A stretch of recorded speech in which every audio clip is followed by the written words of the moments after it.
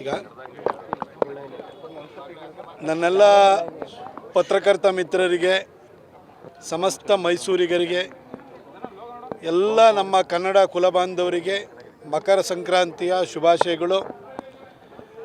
ನಿಮ್ಮೆಲ್ಲರಿಗೂ ಕೂಡ ತಾಯಿ ಚಾಮುಂಡೇಶ್ವರಿ ಸುಭಿಕ್ಷೆಯನ್ನು ಕೊಡಲಿ, ನೆಮ್ಮದಿಯನ್ನು ಕೊಡಲಿ, ಕರ್ನಾಟಕಕ್ಕೆ ಒಳ್ಳೆಯ ಭವಿಷ್ಯ ಮತ್ತು ಸಮೃದ್ಧಿಯನ್ನು ಕೊಡಲಿ ಅಂತೇಳಿ ಹೇಳಿ ನಾನು ಪ್ರಾರ್ಥಿಸ್ತೀನಿ. ಇವತ್ತು ನಮ್ಮ ಚಾಮರಾಜ ವಿಧಾನಸಭಾ ಕ್ಷೇತ್ರದ ವ್ಯಾಪ್ತಿಯಲ್ಲಿ ಬರುವಂತಹ ಪ್ರತಾಪ್ ಸಿಂಹ ಸ್ನೇಹ ಬಳಗದ ವತಿಯಿಂದ ಸಂಕ್ರಾಂತಿಯ ಶುಭಾಶಯ ಕೋರುವ ಮತ್ತು ಎಳ್ಳು ಬೆಲ್ಲ ವಿತರಣೆ ಮಾಡುವ ಕಾರ್ಯಕ್ರಮವನ್ನು ನಮ್ಮೆಲ್ಲ ಬಂಧು ಮಿತ್ರರು ಯೋಗ ನರಸಿಂಹಸ್ವಾಮಿ ದೇವಸ್ಥಾನದ ಆವರಣದಲ್ಲಿ ಆಯೋಜನೆಯನ್ನು ಮಾಡಿದ್ದಾರೆ. ಎಲ್ಲರಿಗೂ ಕೂಡ ಎಳ್ಳು ಬೆಲ್ಲವನ್ನು ನಾವು ವಿತರಣೆಯನ್ನು ಮಾಡಿದ್ದೀವಿ, ಗೋಪೂಜೆಯನ್ನು ಮಾಡಿದ್ದೀವಿ. ಮೈಸೂರಿನ ಎಲ್ಲ ಜನರಿಗೂ ಕೂಡ ಒಳ್ಳೆಯದಾಗಲಿ ಅಂತೇಳಿ ಹೇಳಿ ನಾನು ಈ ಸಂದರ್ಭದಲ್ಲಿ ಆಶಿಸ್ತೇನೆ ಹಾಗೂ ಪ್ರಾರ್ಥಿಸ್ತೇನೆ. ನಾವು ಕ್ಯಾಲೆಂಡರ್ ಹಂಚಿದ ಸಂದರ್ಭದಲ್ಲೇ ಕ್ಯಾಂಡಿಡೇಟ್ ಅನ್ನೋದು ಅದರ ಚರ್ಚೆ ಶುರುವಾಗಿರೋದು ಈಗ ಮತ್ತೆ ಎಳ್ಳು ಬೆಲ್ಲ ಕೂಡ ನಾನು 2014ರಲ್ಲಿ ಭಾರತೀಯ ಜನತಾ ಪಕ್ಷದ ಲೋಕಸಭಾ ಅಭ್ಯರ್ಥಿಯಾಗಿ ಮೈಸೂರು ಮತ್ತು ಕೊಡಗಿಗೆ ಬಂದಾಗ ಇಲ್ಲಿನ ಜನ ಒಬ್ಬ ಯಂಗ್ಸ್ಟರ್ ಬಂದಿದ್ದಾನೆ, ಅವನಿಗೆ ಆಶೀರ್ವಾದವನ್ನು ಮಾಡಿದರೆ ಒಳ್ಳೆಯ ಕೆಲಸವನ್ನು ಮಾಡ್ತಾನೆ ಅಂತೇಳಿ ಹೇಳಿ ನನ್ನ ಮೇಲೆ ವಿಶ್ವಾಸವನ್ನಿಟ್ಟು ಭರವಸೆನ ಇಟ್ಟು ಮೈಸೂರು ಮತ್ತು ಕೊಡಗಿನ ಜನ ಆಶೀರ್ವಾದವನ್ನು ಮಾಡಿದರು. ಅವರ ನಿರೀಕ್ಷೆಗೂ ಮೀರಿದಂತೆ 10 ವರ್ಷಗಳ ಕಾಲ ನಾನು ಕೆಲಸವನ್ನು ಮಾಡಿದ್ದೀನಿ. ಇವತ್ತು ನಾನು ರಾಜ್ಯ ರಾಜಕಾರಣಕ್ಕೆ ಬಂದಿದ್ದೀನಿ. ಅದ್ರ ಬಗ್ಗೆ ಈಗ ಆಲ್ರೆಡಿ ನಾನು ಸ್ಪಷ್ಟೀಕರಣವನ್ನು ಕೂಡ ಕೊಟ್ಟಿದ್ದೀನಿ. ಇವತ್ತು ನಮ್ಮ ಚಾಮರಾಜ ಕ್ಷೇತ್ರದಲ್ಲಿರುವಂತಹ ಪ್ರತಾಪ್ ಸಿಂಹ ಸ್ನೇಹ ಬಳಗದ ವತಿಯಿಂದ ನಾವು ಎಳ್ಳು ಬೆಲ್ಲ ಹಂಚುವ ಕಾರ್ಯಕ್ರಮ ಮಾಡಿದ್ದೀವಿ. ಒಬ್ಬ ಲೋಕಸಭಾ ಸದಸ್ಯನಾಗಿದ್ದಾಗ ಅಥವಾ ಲೋಕಸಭೆಗೆ ಸ್ಪರ್ಧಿಸುವಂಥ ಸಂದರ್ಭದಲ್ಲಿ ಅದು ಒಂದು ಆ ಚುನಾವಣೆ ಅನ್ನೋದು ಒಂದು ಅಲೆಯ ಮೇಲೆ ಒಂದು ರಾಷ್ಟ್ರೀಯ ವಿಚಾರಧಾರೆಯನ್ನು ಇಟ್ಕೊಂಡು ನಡೆಯುವಂತಹ ಒಂದು ಚುನಾವಣೆ ಆಗಿರುತ್ತದೆ. ದೇಶಕ್ಕೊಂದು ಮೋದಿಯಂತಹ ಸಮರ್ಥ ನಾಯಕತ್ವ ಬೇಕು. ಅವರು ಪ್ರಧಾನಿ ಆಗಬೇಕಾದ್ರೆ ಕೊಡಗು ಮತ್ತು ಮೈಸೂರಿಂದಲೂ ಒಬ್ಬ ಲೋಕಸಭಾ ಸದಸ್ಯನನ್ನು BJPಯಿಂದ ಆರಿಸಿ ಕಳಿಸ್ಕೊಡ್ಬೇಕು ಅನ್ನುವಂತಹ ಭಾವನೆಯನ್ನು ಇಟ್ಕೊಂಡು ಜನ ವೋಟ್ ಹಾಕ್ತಾರೆ.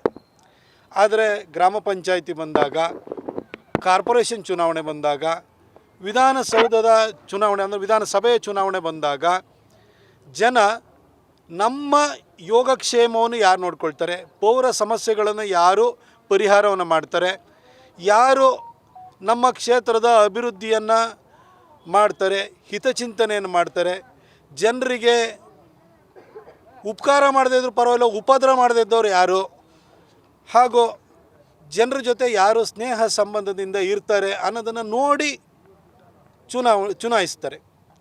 ಈ ಒಂದು ಚಾಮರಾಜ ಕ್ಷೇತ್ರದಲ್ಲೂ ಅಷ್ಟೇ ಯಾವಾಗಲೂ ಜನಹಿತವನ್ನು ಕಾಣ್ತಿದ್ದಂತಹ, ಅದರಲ್ಲಿ ಖುಷಿಯನ್ನು ಕಾಣ್ತಿದ್ದಂತಹ, ಅದ್ರ ಬಗ್ಗೆ ಸದಾ ಚಿಂತಿಸ್ತಿದ್ದಂತಹ ಶಂಕರಲಿಂಗೇಗೌಡರನ್ನ ಸತತವಾಗಿ 4 ಸಾರಿ ಗೆಲ್ಲಿಸಿದ್ದಾರೆ. ಅವರನ್ನು ಒಬ್ಬ ಪೀಪಲ್ ಫ್ರೆಂಡ್ಲಿ ಅಥವಾ ಜನಸ್ನೇಹಿ ಅಂತ ಕರಿಬೋದು. ಹಾಗೆಯೇ ಇಲ್ಲಿ ಬೇರೆ ಪಕ್ಷ ಆದರೂ ಪರವಾಗಿಲ್ಲ, ಆದರೆ ಇವತ್ತು ಚಾಮರಾಜ ಕ್ಷೇತ್ರದಲ್ಲಿ ಅಭಿವೃದ್ಧಿಯ ಕುರುಹುಗಳು ಅಂದರೆ ಗುರುತರವಾದಂತಹ ಕುರುಹುಗಳು ಯಾವ್ದಾದ್ರು ಇತ್ತು ಅಂತಂದರೆ ಅದು ವಾಸು ಅವ್ರನ್ನ ನೆನಪು ಮಾಡ್ಕೊಳ್ತಾರೆ. ಅವರನ್ನು ನಾವೊಂಥರ ಅಭಿವೃದ್ಧಿ ಸ್ನೇಹಿ ಅಂತ ಅನ್ಬೋದು. ಇವ್ರ ಬಗ್ಗೆ ಇವತ್ತು ಇವರಿಬ್ಬರು ನಮ್ಮ ಜೊತೆ ಇಲ್ಲ, ಆದರೆ ಜನ ಇವತ್ತು ಕೂಡ ಭಾಳ ಪ್ರೀತಿಯಿಂದ ಅವ್ರನ್ನ ನೆನಪು ಮಾಡ್ಕೊಳ್ತಾರೆ, ಅವರ ಕಾಂಟ್ರಿಬ್ಯೂಷನ್ ನೆನಪು ಮಾಡ್ಕೊಳ್ತಾರೆ, ಅವರು ಜನರ ಜೊತೆ ನಡ್ಕೊಳ್ತಿದ್ದಂತಹ ವರ್ತನೆ ಬಗ್ಗೆ ನೆನಪು ಮಾಡ್ಕೊಳ್ತಾರೆ. ಹೀಗೆ ಇಂಥವ್ರನ್ನೆಲ್ಲ ಮಾದರಿಯಾಗಿ ಇಟ್ಕೊಂಡು ನಡೆಯುವಂತಹ ಒಂದು ಯೋಚನೆಯನ್ನು ನಾನು ಮಾಡಿದ್ದೀನಿ. ನಾನು 10 ವರ್ಷ MP ಆಗಿ ಕೆಲಸವನ್ನು ಮಾಡಿದ್ದೀನಿ. ಈಗ ನಾನು ಒಂದು ಸ್ಥಳೀಯ ಚುನಾವಣೆಯಲ್ಲಿ ಅಥವಾ ವಿಧಾನಸೌಧವನ್ನು ಪ್ರವೇಶವನ್ನು ಮಾಡಬೇಕು, ಈ ಕ್ಷೇತ್ರಕ್ಕೆ ಒಳ್ಳೆಯದಾಗಬೇಕು ಅಂತೇಳಿ ಯೋಚನೆಯನ್ನು ಮಾಡಿ ಬಂದಿದ್ದೀನಿ. ನಾನು ಕೂಡ ಒಬ್ಬ ಆಕಾಂಕ್ಷಿಗೂ ಮತ್ತು ಅಭ್ಯರ್ಥಿಗೂ ಇರುವ ವ್ಯತ್ಯಾಸವನ್ನು ನಾನು ಈಗ ಆಲ್ರೆಡಿ ಸ್ಪಷ್ಟಪಡಿಸಿದ್ದೀನಿ. ಅದು ಪಕ್ಷ ನಿರ್ಧಾರವನ್ನು ಮಾಡುತ್ತೆ. ಆಕಾಂಕ್ಷಿ ಯಾರು ಬೇಕಾದರೂ ಆಗ್ಬೋದು, ನನ್ನ ಜೊತೆಯಲ್ಲಿ ನಿಂತಿರೋರು ಆಗ್ಬೋದು, ನಾನೂ ಆಗ್ಬೋದು, ಮತ್ತೊಬ್ಬರು ಆಗ್ಬೋದು, ಯಾರು ಬೇಕಾದರೂ ಆಗ್ಬೋದು. ಪಕ್ಷ ಅಂತಿಮವಾಗಿ ತೀರ್ಮಾನ ಮಾಡುತ್ತೆ.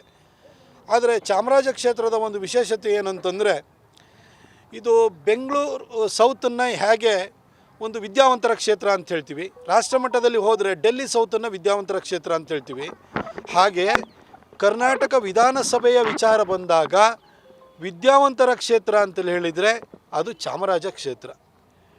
ಇಲ್ಲಿ ವಿದ್ಯಾವಂತರು, ಪ್ರಜ್ಞಾವಂತರು, ವಿಚಾರವಂತರು ಇರುವಂಥವರು, ಸದಾ ಸಮಾಜದ ಬಗ್ಗೆ ಯೋಚನೆಯನ್ನು ಮಾಡುವಂಥವ್ರು.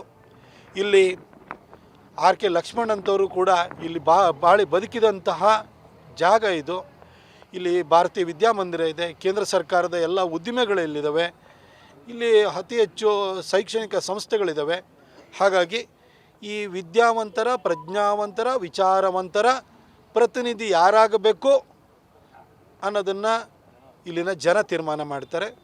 ನಾನು ಕೂಡ ಆಶೀರ್ವಾದ ಮಾಡಿ ಅಂತ ಜನರ ಹತ್ರ ಅವ್ರ ಹತ್ರ ಹೋಗ್ತಾ ಇದ್ದೀನಿ. ಅವರ ವಿಶ್ವಾಸವನ್ನು ಗಳಿಸಲಿಕ್ಕೆ ಪ್ರಯತ್ನವನ್ನು ಮಾಡ್ತೀನಿ. ವಿಶ್ವಾಸ ನನ್ನ ಮೇಲೆ ಇದೆ. ಎಲ್ಲೋದ್ರೂ ಕೂಡ ಒಂದು ಪ್ರೀತಿಯನ್ನು, ಗೌರವವನ್ನು ತೋರ್ತಾ ಇದ್ದಾರೆ. ಅಂತಿಮವಾಗಿ ಇಂಥ ಪ್ರಜ್ಞಾವಂತ, ವಿದ್ಯಾವಂತ, ವಿಚಾರವಂತ ಕ್ಷೇತ್ರದ ಅಭ್ಯರ್ಥಿ ಯಾರಾಗಬೇಕು ಅನ್ನೋದನ್ನು ಪಕ್ಷ ತೀರ್ಮಾನ ಮಾಡುತ್ತೆ.